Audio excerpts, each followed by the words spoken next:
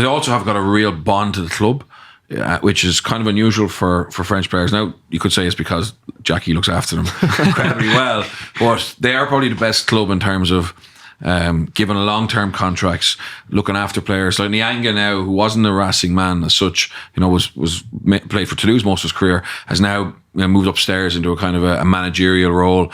Likes his Farveski, he signed a 5-year contract a couple of years ago. Now he's working in the academy.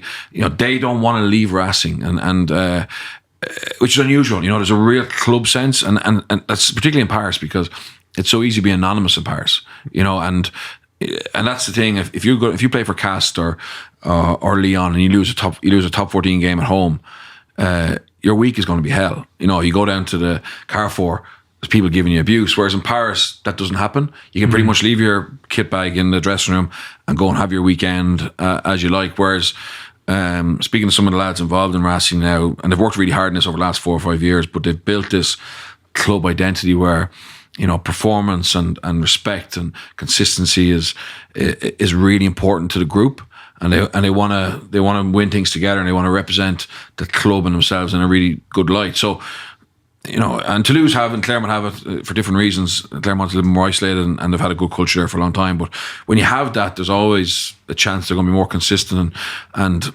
not shy away from how daunting Thomond Park will be. A lot of French teams come to Thomond Park and they've lost when they land in Shannon. And I remember years ago, Nathan Hines was playing for Perpignan, and he just left Leinster. And I remember ringing him to the morning of the match just to see, were they up for it or whatever. As you're always keeping an eye on Munster performances when you're playing for Leinster. He was like, the lads, they've no interest. They're even giving out about the bananas. The bananas in Limerick taste shite, right?